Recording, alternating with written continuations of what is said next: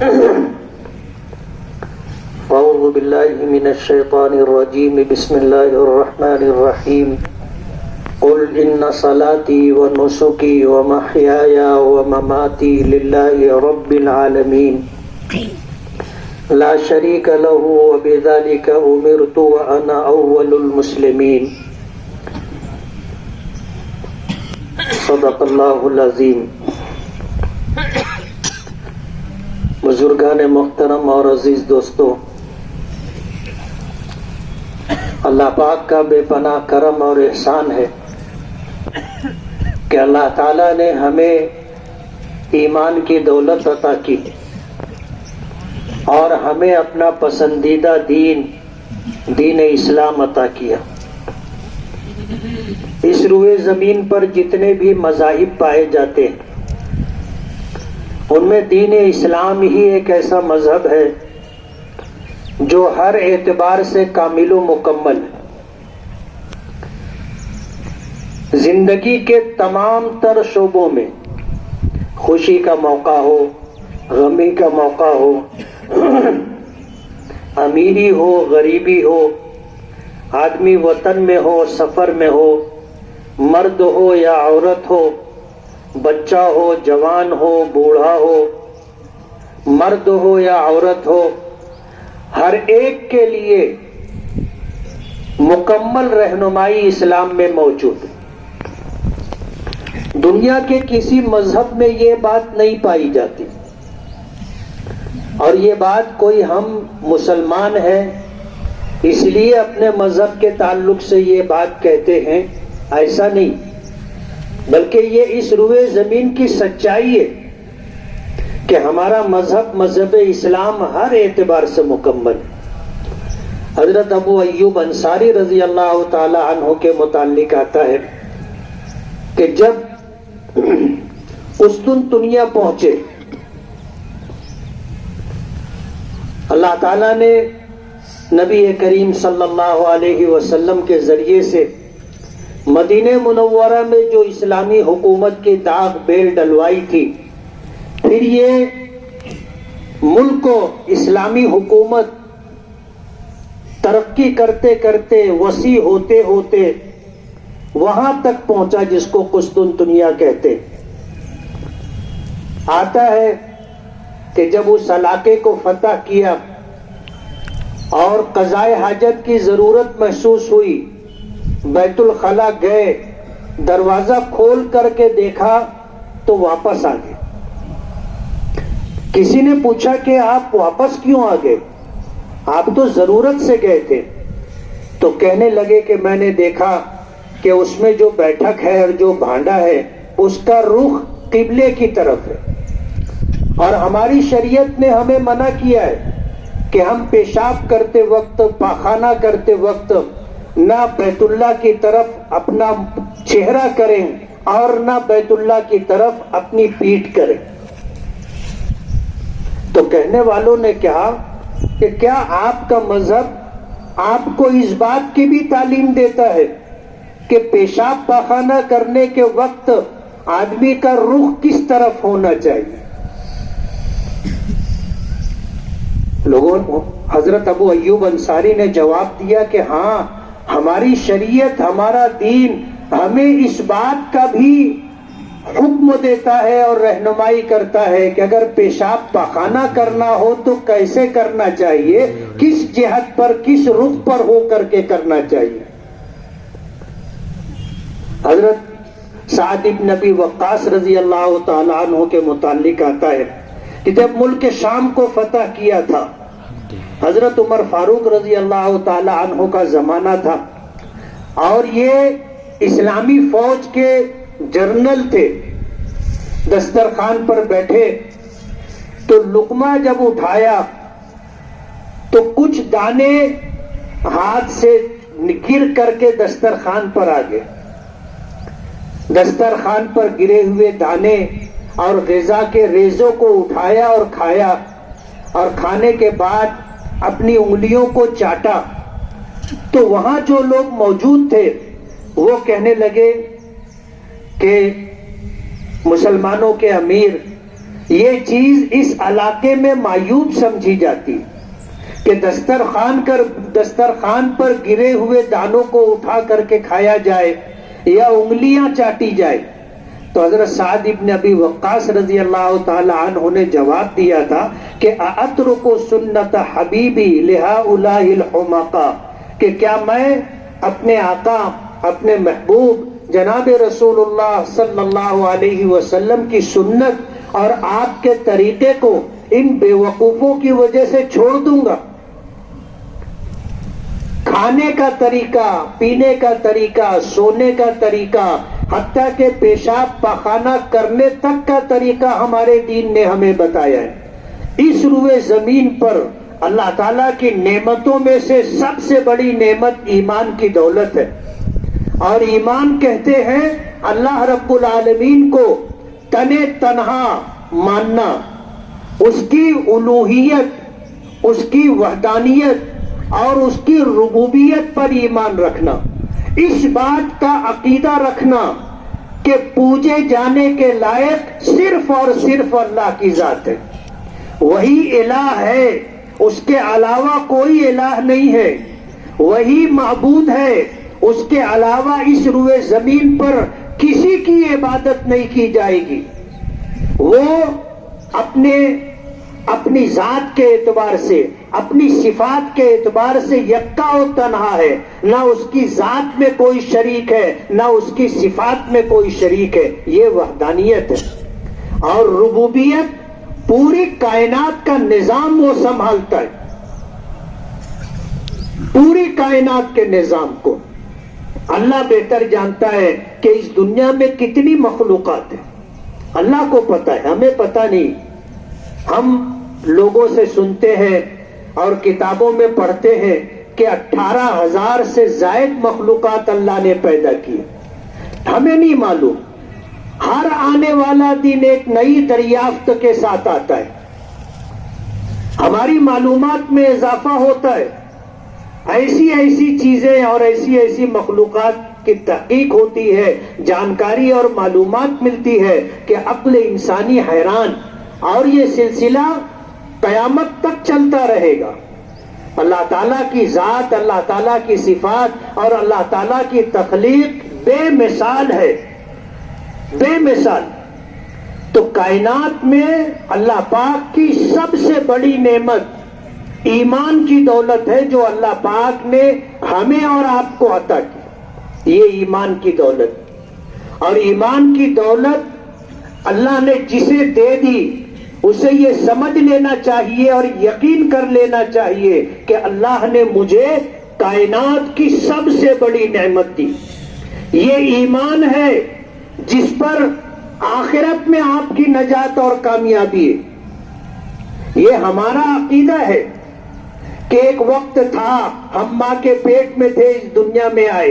ایک وقت تھا کہ ماں کے پیٹ سے پہلے عالم ارواح میں تھے، وہاں سے ماں کے پیٹ میں آئے. اور پھر ایک وقت آئے گا اس دنیا سے نکل کر کے ہم اگلی زندگی میں جائیں گے جس کو قبر کا زمانہ اور برزخ کہتے ہیں.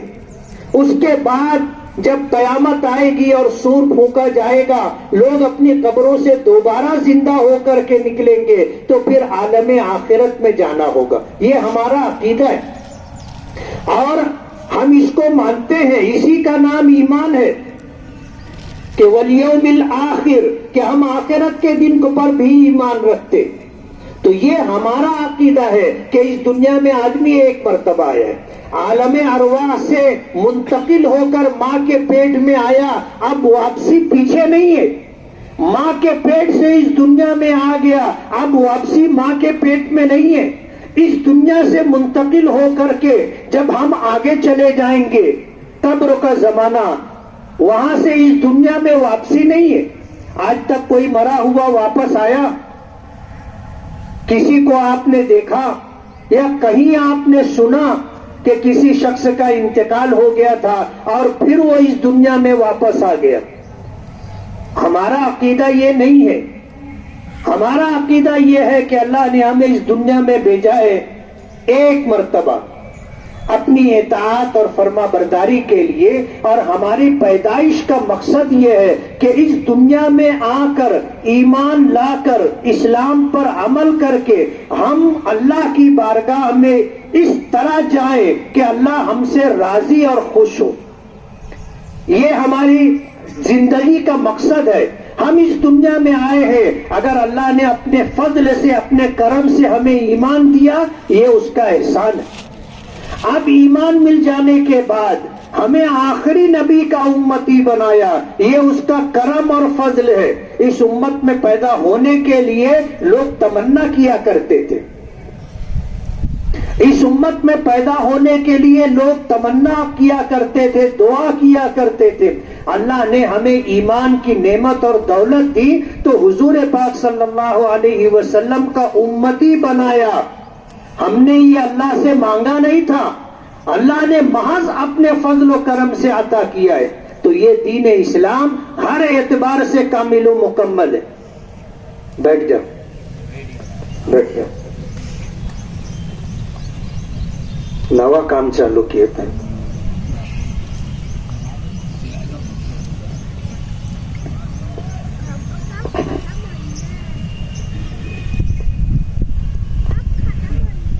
تو اللہ نے ہمیں ایمان کی دولت دی، یہ محض اس کا کرم ہے۔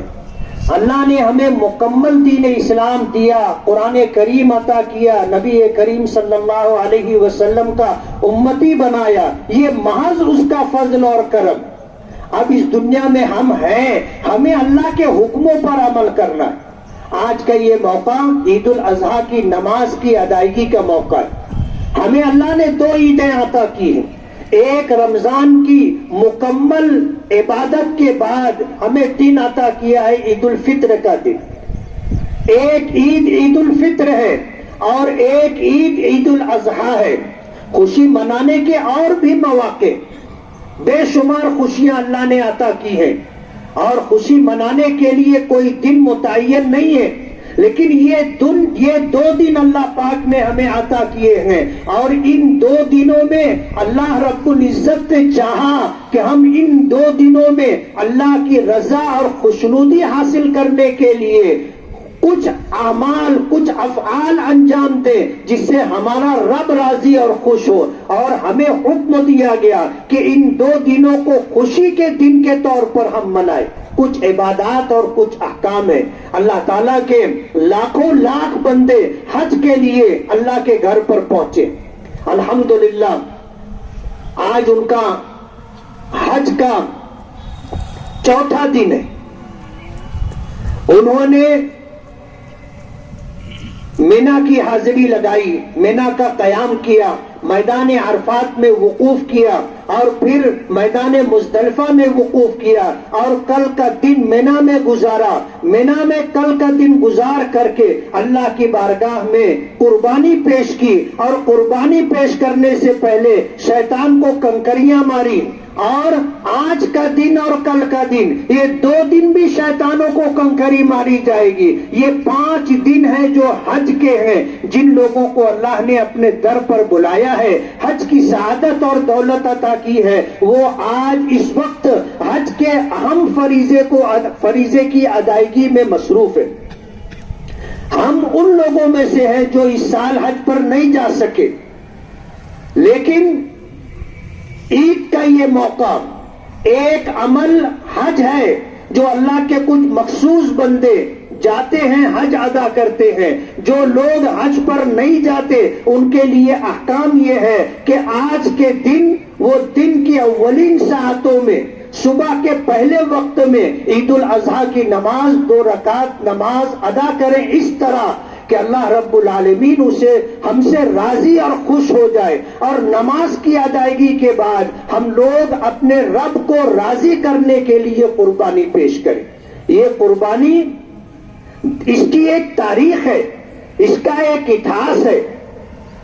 ہمارے آقا جناب رسول اللہ صلی اللہ علیہ وسلم کے جد امجد حضرت ابراہیم علی نبینا علیہ الصلاۃ والسلام، جو حضور پاک صلی اللہ علیہ وسلم سے ہزاروں سال پہلے اس دنیا میں آئے تھے، اور جن کی نبوت پر یہودی بھی ایمان رکھتا ہے، عیسائی بھی اور کرسچن بھی ایمان رکھتا ہے، مسلمان بھی جن کو اللہ کا نبی اور رسول مانتے. حضرت ابراہیم علیہ السلام کی بے شمار قربانیاں تھیں اور کچھ تاریخی قربانیاں تھیں، جن میں سے ایک اللہ کی رضا کے لیے اپنے بیٹے کو قربان کرنا تھا. حضرت ابراہیم علیہ السلام ملک عراق کے ایک مقام پر ایک ایسے گھرانے میں پیدا ہوئے تھے جن کا کام بت بنا کر کے بیچنا تھا. اللہ نے اس گھرانے میں حضرت ابراہیم علیہ السلام کو پیدا کیا اور بچپن سے ہی انہوں نے بت پرستی کی مخالفت کی، اور بت پرستی کی مخالفت کی وجہ سے باپ نے گھر سے نکال دیا. نمرود نے آگ میں جلانے کی کوشش کی، اللہ نے حفاظت کی. کہتے ہیں کہ نمرود نے حضرت ابراہیم علیہ السلام کو دہکتی ہوئی آگ میں ڈالا تھا، اور وجہ اس کی یہ تھی کہ حضرت ابراہیم علیہ السلام نے بت خانے میں بت توڑنے کی جسارت کی تھی، جس کی وجہ سے حضرت ابراہیم کو مشورے کے ساتھ کہ سخت سے سخت سزا کیا دی جا سکتی ہے، تو یہ طے ہوا کہ آگ دہکائی جائے اور حضرت ابراہیم علیہ السلام کو زندہ دہکتی ہوئی آگ میں ڈال دیا جائے، اور ڈالا گیا.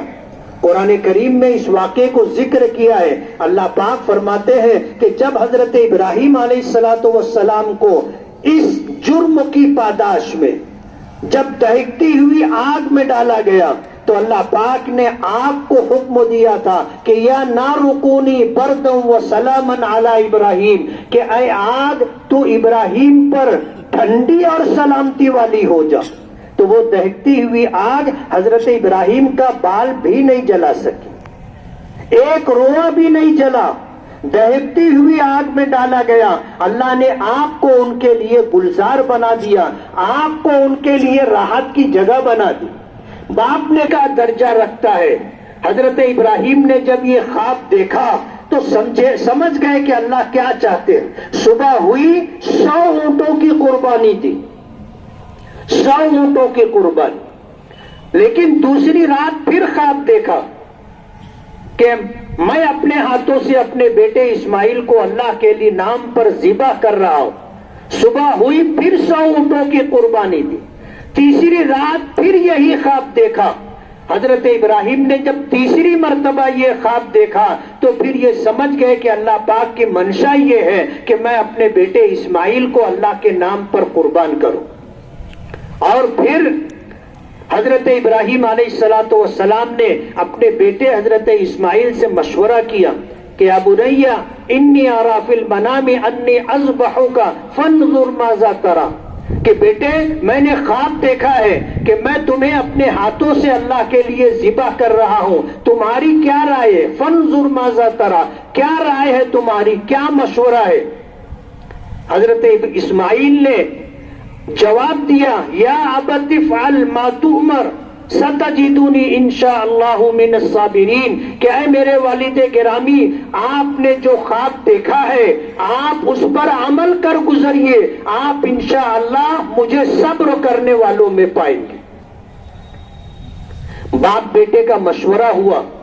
باپ حضرت ابراہیم جنہیں ابو الانبیاء کہا جاتا ہے، نبیوں کے باپ، نبیوں کے باپ، حضرت ابراہیم علیہ السلام کے بعد علماء نے لکھا ہے کہ اس دنیا میں جتنے بھی انبیاء کرام علیہم السلام آئے جن کی تعداد 10,000 سے زیادہ ہے، وہ سب کے سب حضرت ابراہیم کی اولاد میں آئے. اسی لیے ان کو نبیوں کا باپ کہا جاتا ہے، ابو الانبیاء.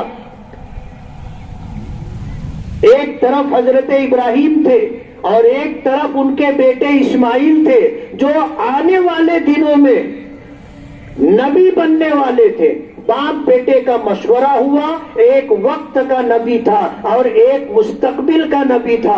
دونوں کے مشورے سے یہ طے ہو گیا کہ اللہ اگر قربانی چاہتا ہے تو ہم قربانی دینے کے لیے تیار ہیں. حضرت ابراہیم نے اپنے بیٹے حضرت اسماعیل کو قربان کرنے کے لیے زمین پر لٹایا، آنکھوں پر پٹی باندھی اور پھر اللہ کے نام پر گلے پر چھری رکھ کر چھری چلا دی۔ روایتوں میں آتا ہے کہ اللہ کا حکم ہوا کہ اسماعیل کا گلا نہیں کٹنا چاہیے، جنت سے دمبا لے کر کے جاؤ اور جا کر کے چھری کے نیچے رکھو۔ حضرت جبرائیل نے اس پر عمل کیا، جنت سے مینڈا لائے اور چھری کے نیچے مینڈے کا گلا رکھ دیا۔ حضرت ابراہیم کی آنکھوں پر پٹی بندھی تھی، چھری چلا دی، گلا کٹ گیا۔ حضرت ابراہیم نے یہ سمجھ لیا کہ میں نے اپنے ہاتھوں سے اپنے بیٹے اسماعیل کو اللہ کے نام پر قربان کر دیا۔ آنکھ سے پٹی ہٹائی تو دیکھا کہ مینڈا ذبح ہوا تھا اور حضرت جبرائیل کھڑے تھے اور ساتھ میں حضرت اسماعیل بھی کھڑے تھے۔ حضرت جبرائیل نے یہی بات کہی، قد صدقت الرؤیا، کہ ابراہیم تم نے اپنا خواب سچ کر دکھایا۔ بہت ان ھذا لہو البلاء المبین، یہ بہت بڑا امتحان تھا، بہت بڑی آزمائش تھی جس میں تم کامیاب ہو گئے۔ حضرت ابراہیم نے قربانی کی تھی اپنے بیٹے کی، اللہ کی منشا یہ نہیں تھی کہ بیٹا قربان، لیکن ایک لمبے زمانے کے بعد بڑھاپے میں جب بیٹا پیدا ہوا تو حضرت ابراہیم کے دل میں بیٹے کی محبت آنا فطری بات تھی۔ اللہ پاک کی طرف سے یہ امتحان تھا کہ دیکھو یہ اپنے بیٹے کو میرے نام پر ذبح کرتا ہے یا میرے حکم کو اپنے بیٹے پر قربان کرتا ہے، دونوں میں سے میرے حکم کو پورا کرتا ہے یا بیٹے کی زندگی کے لیے میرے حکم کو چھوڑ دیتا ہے۔ حضرت ابراہیم نے اللہ کے حکم کی تعمیل کی اور اپنے بیٹے حضرت اسماعیل کو اللہ کے نام پر قربان کر دیا۔ اللہ پاک نے جان کی قربانی کو مال کی قربانی سے بدل دیا۔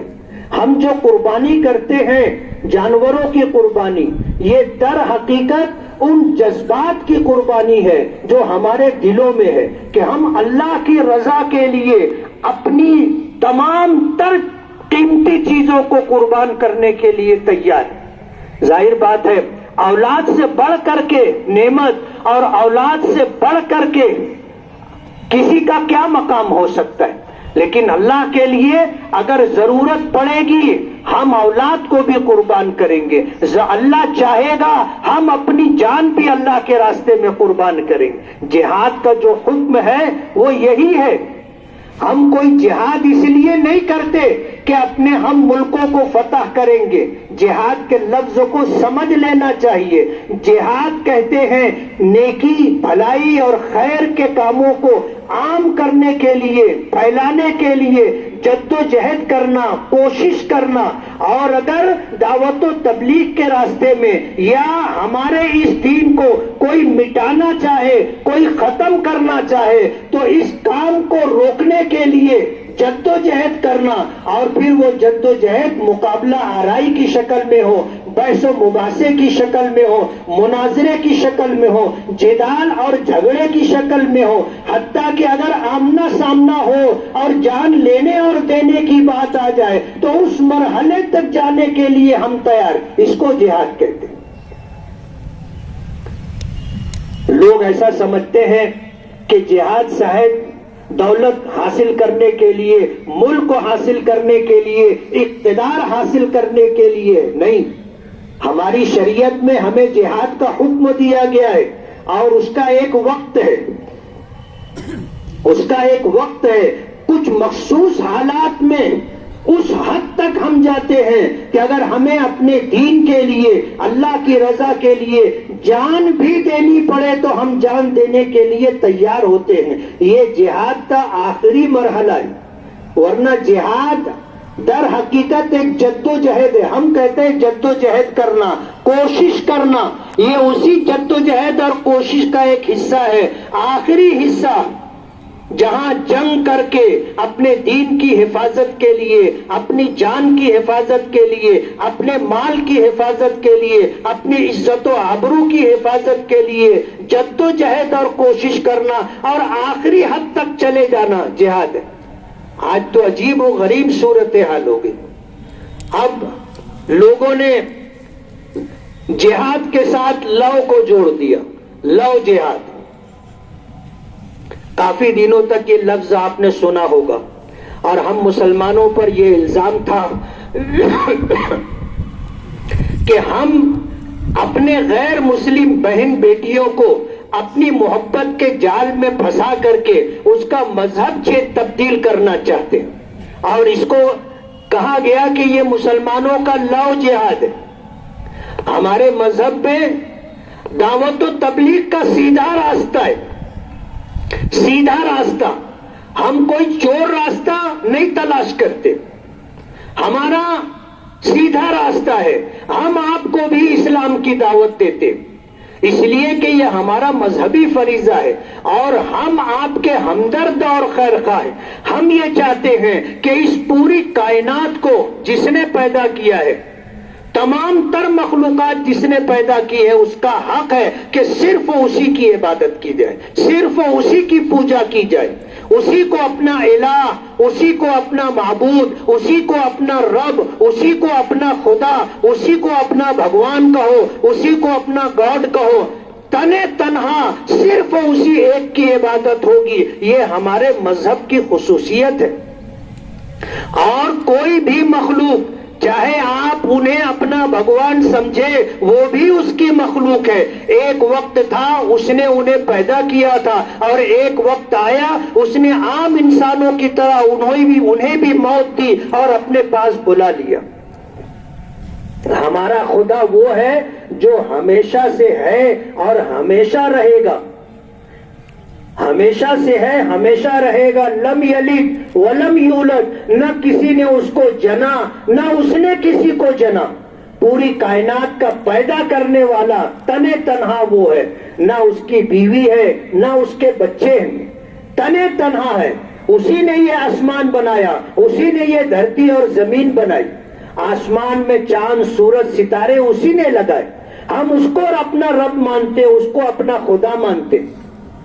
ہم آپ کو سیدھی دعوت دیتے کہ یہ زندگی ہمیشہ کی نہیں ہے. ہمیں اور آپ کو اوسطاً 60-70 سال کی زندگی دی گئی. ہمارے آقا جناب رسول اللہ صلی اللہ علیہ وسلم نے فرمایا، اعمار امتی ما بین 60 و 70، میری امت کی اوسطاً عمر 60-70 سال ہے. سرکار 56 سال 58 سال میں آدمی کو ریٹائر کر دیتی ہے کہ اب یہ کسی کام کا نہیں رہا. وہ رہے نہ رہے الگ بات ہے، لیکن سرکار نے یہ نیم بنا لیا کہ 56-58 سال کی عمر میں آدمی ریٹائر ہو جاتا ہے، اب کسی کام کا نہیں رہا. اب اس کا جو ہے ٹائم پورا ہو گیا، زندگی کے آخری پائیدان پر ہے. چراغ میں تیل کم ہوتا چلا جا رہا ہے، ختم ہونے کے در پہ ہے. پتہ نہیں کب یہ ٹمٹماتی ہوئی بتی اور چراغ بجھ جائے. تو 60-70 سال کی زندگی ہم کو دی گئی.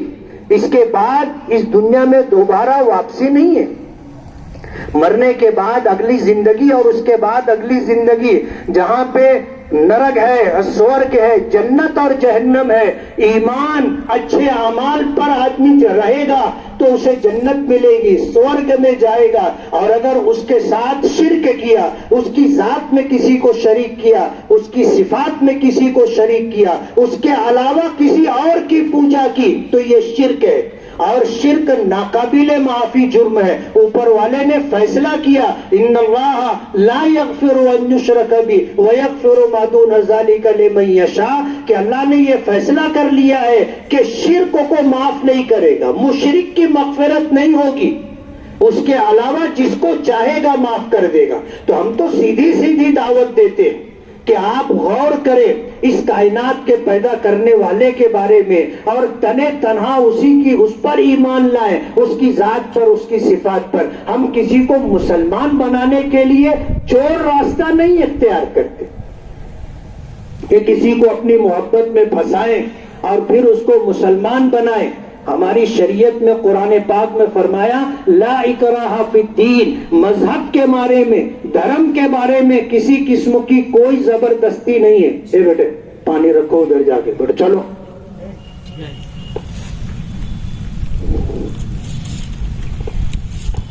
لا اکراہ فی الدین، مذہب کے بارے میں کوئی زور زبردستی نہیں.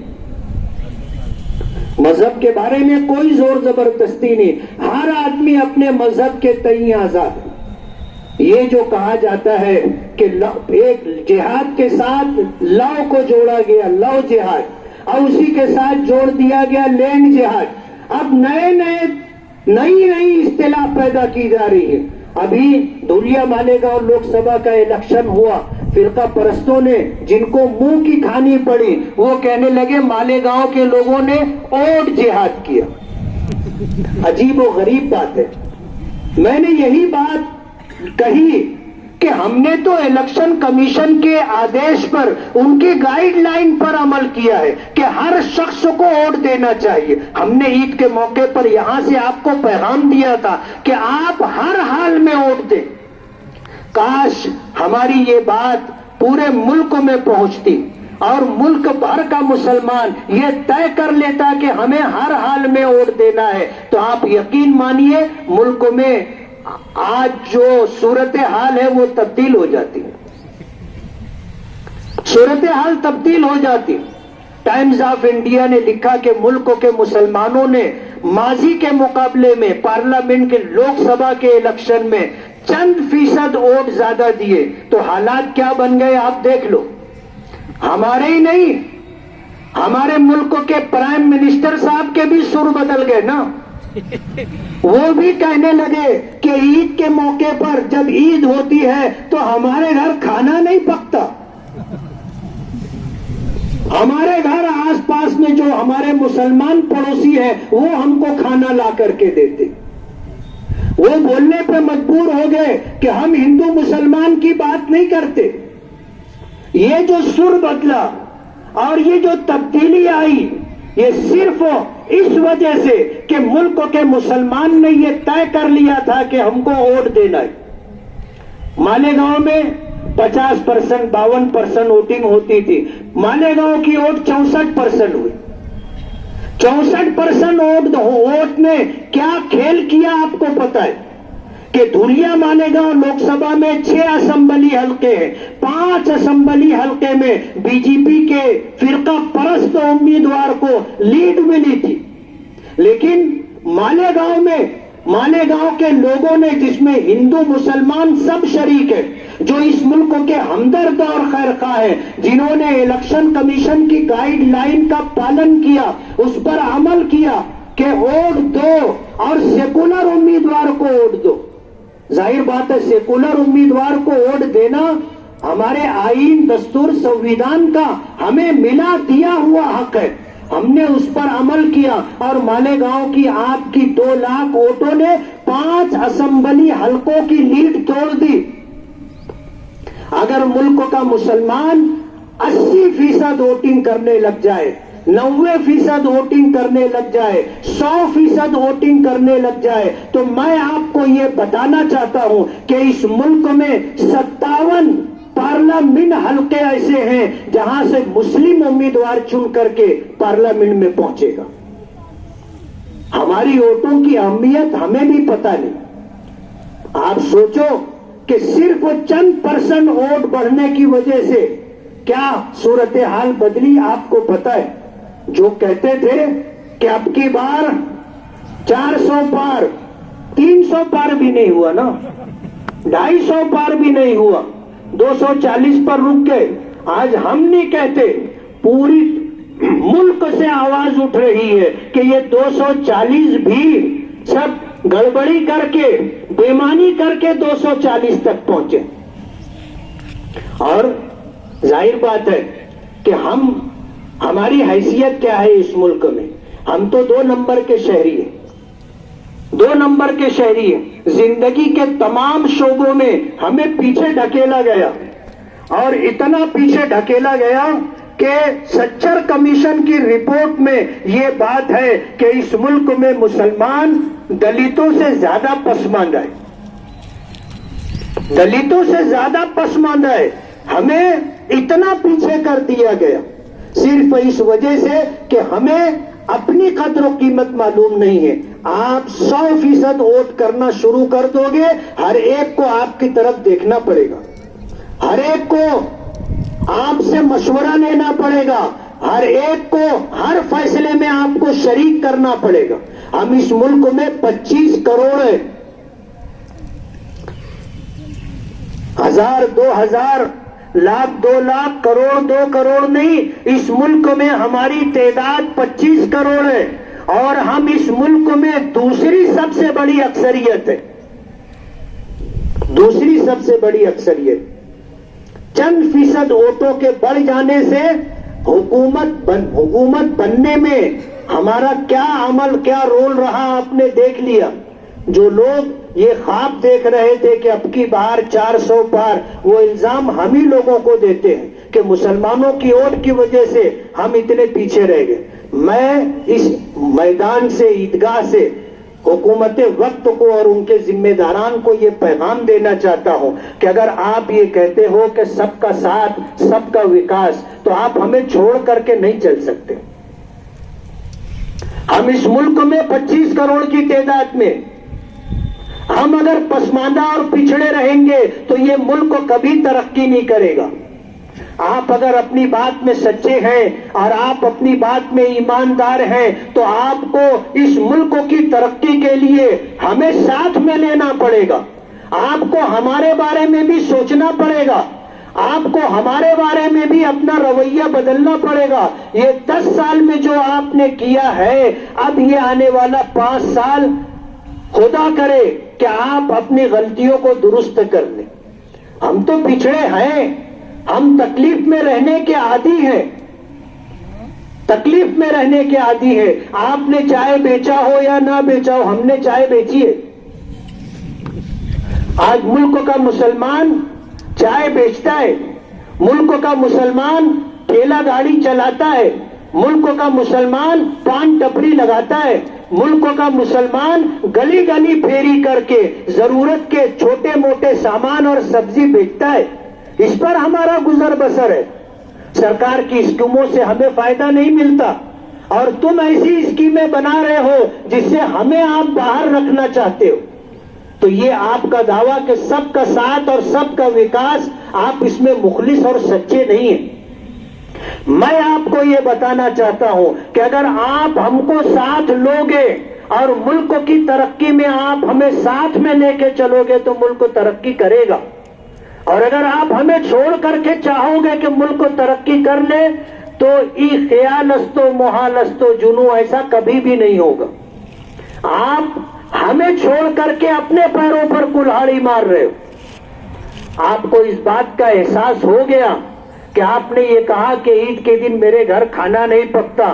کاش آپ اس پر عمل کرنا بھی شروع کر دیں اور ملک کے مسلمان کو آپ وہ درجہ دیں جس طرح کی آپ بات کر رہے. ورنہ آپ تو ہمارا کھانا کھانا تو دور کی بات, ہماری طرف تو دیکھنا بھی پسند نہیں کرتے نا. اس لیے یہ منافقانہ بات جو ہے کہ آدمی کا عمل کچھ اور ہو اور کہہ کچھ اور رہا ہو, اس میں تبدیلی آنی چاہیے. تو آج جو یہ کہا جا رہا ہے جہاد کے ساتھ لو جہاد, جہاد کے ساتھ لینڈ جہاد, جہاد کے ساتھ اب ووٹ جہاد, اب پتہ نہیں اس کے بعد کون کون سا جہاد آئے گا. میں یہ کہہ رہا تھا کہ جہاد کے معنی ہے نیکی بھلائی اور خیر کو عام کرنے کے لیے, پھیلانے کے لیے جدوجہد اور کوشش کرنے کا نام جہاد ہے. اور یہ کوشش درجہ بدرجہ ہے, آخری درجہ ہے جہاں جا کر کے اگر یہ محسوس ہوا کہ اب اپنے دین کی حفاظت کے لیے, اپنے مذہب کی حفاظت کے لیے, اپنی جان کی حفاظت کے لیے, اپنے مال کی حفاظت کے لیے, اپنی آبرو اور عزت کی حفاظت کے لیے ہمیں ہتھیار اٹھانا پڑے گا, یہ جہاد کا آخری درجہ ہے. ہم پر تو کیا ہے, نہ جانے کیسے کیسے الزامات لگائے جاتے اور ہمیں اس کی پرواہ بھی نہیں. اس موقع پر آپ کو آخری بات کہوں گا, وقت ختم ہو رہا ہے, آخری بات کہوں گا کہ آج جو ہمارے ملک میں مسلمانوں کی موجودہ صورتحال ہے وہ مکی زندگی جیسی نہیں ہے. مکے میں تو ایسا تھا کہ ہم اذان نہیں دے سکتے تھے, نماز نہیں پڑھ سکتے تھے, ہم اپنے مذہب پر علل اعلان عمل نہیں کر سکتے تھے. نہ ہماری جان محفوظ تھی، نہ مال محفوظ تھا، نہ عزت و آبرو محفوظ تھی. ایسے حالات مکے کے تھے. ویسے حالات الحمدللہ ہمارے نہیں ہیں. آج الحمدللہ ہماری جان بھی محفوظ ہے، مال بھی محفوظ ہے، آبرو بھی محفوظ ہے، ہماری مسجدیں بھی محفوظ ہیں، اور ہماری خانقاہیں، قبرستان، یہ سب آج اگرچہ اس میں غلط طریقے سے عمل دخل ہو رہا ہے، لیکن پھر بھی ہمیں مذہبی آزادی حاصل ہے. ہم اذان دے کر کے نماز پڑھتے.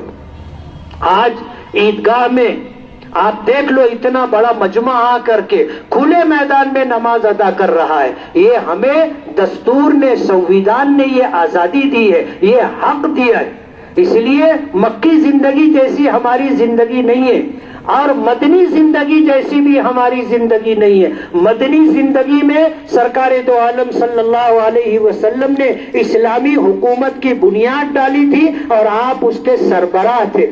اور مسلمانوں کے ساتھ ساتھ قرب و جوار میں بسنے والے یہودی اور دوسری قومیں، مشرکین آپ کے اقتدار کو، حکومت کو ماننے پر مجبور تھے. ہندوستان میں ہماری یہ حالت نہیں ہے. ایسے حالات میں ہمیں کیا کرنا چاہیے؟ علماء نے، دانشوروں نے بہت سوچ سمجھ کر کے ہمیں راستہ دیا، جس پر ہم نے تھوڑا سا پارلیمنٹ الیکشن میں عمل کیا. حضرت مولانا سید ارشد مدنی دامت برکاتہم نے اعلان کیا تھا، ملک کے بڑے بڑے اکابرین علماء نے اعلان کیا تھا کہ اپنے یہاں جب آپ پارلیمنٹ کا الیکشن ہو تو آپ یہ دیکھو کہ فرقہ پرست امیدوار کے مقابلے میں جو سیکولر امیدوار ہو، چاہے وہ کسی بھی پارٹی سے تعلق رکھتا ہو، اس سیکولر امیدوار کو جتانے کی کوشش کرو، اس کو ووٹ دو.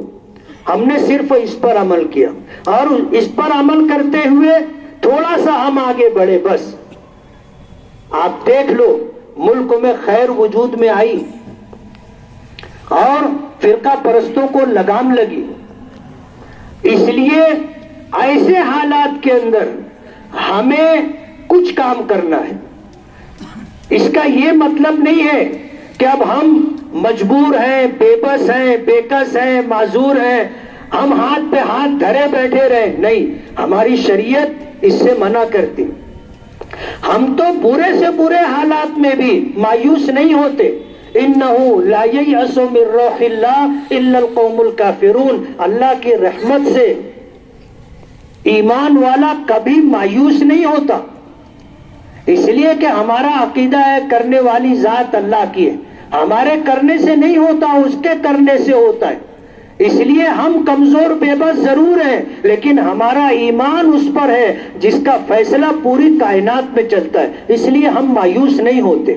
ان حالات میں ہم مایوس نہیں ہیں. ہمیں تدبیر اور جد و جہد کا راستہ اختیار کرنا ہے. ہاتھ پر ہاتھ دھرے بیٹھے نہیں رہ سکتے. انہی تدبیروں میں سے ایک تدبیر یہ تھی کہ ہم نے قانون کے دائرے میں رہتے ہوئے اپنے حق کا استعمال کیا، جس کی وجہ سے ملکوں کے حالات بدلے. اور آپ یقین مانو، یہ 5 سال میں آپ اگر اپنے اکابرین بزرگوں کے بتائے ہوئے مشورے پر عمل کریں گے، اگلا آنے والا الیکشن ملکوں کے حالات بدل دے گا. میں آج آپ کو یہ بات بول رہا ہوں، آج آپ کو 5 سال پہلے یہ بات بول رہا ہوں. آپ تدبیر کریں، جد و جہد کریں، اپنا مقام پہچانیں. دوسری بات، حکمت اور مصلحت سے کام لیں. حکمت اور مصلحت سے. تلوار کی دھار پر مکہ مارنا یہ بہادری نہیں ہے، یہ حکمت اور مصلحت کے خلاف ہے. آج ملک میں یہ چاہا جا رہا ہے کہ ہم جذباتی ہو جائیں، ہم بھڑک جائیں، ہم ایموشنل ہو جائیں، اور ہم ٹکرانے کے راستے پر نکل جائیں. ہمارے اکابرین نے منع کیا ہے کہ یہ حکمت و مصلحت کے خلاف ہے. ملک کے گزرے ہوئے یہ پارلیمنٹ الیکشن میں ہر ممکن کوشش کی گئی کہ ہمیں ابھارا جائے، ہمیں بھڑکایا جائے، جذبات میں لایا جائے. کیا نہیں کیا گیا، لیکن ہم خاموش رہے.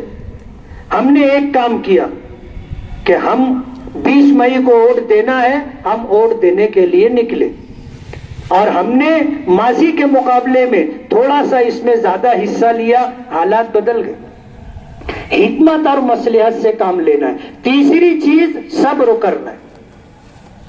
صبر سمجھتے ہو؟ صبر کس کو کہتے؟